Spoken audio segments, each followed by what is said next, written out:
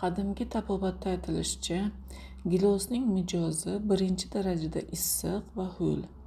Yeganda chanqoqni qoldiradi, qon bosimini tushiradi, o't qaynashini bosadi, ko'ngil aynishini, o't qusishni davolaydi, oshqozon va jigarga quvvat beradi.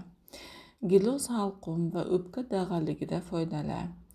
Gilos ustidan ovqat yeyilsa qiyin hazm bo'ladi, oshqozonni kuchsizlantiradi. Gilos danagi bilan yeyilsa, ichni suradi, quritilgan gilos ichni qotiradi. Gilos bargining qaynatmasi shamollashning oldini oladi, o'smalarni davolaydi. Gilos danagining sharbati arpa bodiyon urug'lari bilan yeyilsa, toshlarni maydalaydi, qovuq kasalliklarini davolaydi, hayzni haydaydi. Gilos daraxtining yelimi, yo'tal, bo'g'ilish, qon qusish, o'pka yaralarida yordam beradi. Yelimni sharobda eritib ichilsa, siydik qopdagi toshlarni eritadi.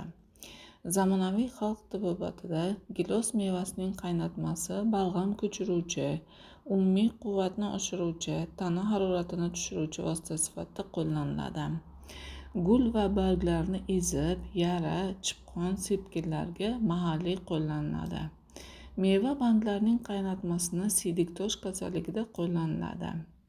Zamonaviy ilmiy tibbiyotda meva va uning sharbati buyrak, jigar kasalliklarida siydik haydovchi va balg'am ko'chiruvchi sifatida shifobaxsh ovqatlanishda tavsiya etiladi. Sharbatning radioprotektiv, zamburug'larga qarshi ta'siri ham aniqlangan. Mevada kobalt, temir ko'pligi tufayli anemiyalarda foydali. Meva danagining mag'zi achchiq bodom suvi tayyorlashda qo'llaniladi.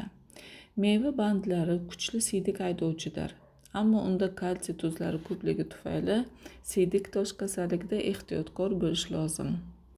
To'q gilosda saratondan himoya qiluvchi polifenollar va antosian moddasi bo'lib, u o'sib borayotgan saraton hujayrasi ozuqaviy yo'lini to'sadi va uning yemirilishiga olib keladi.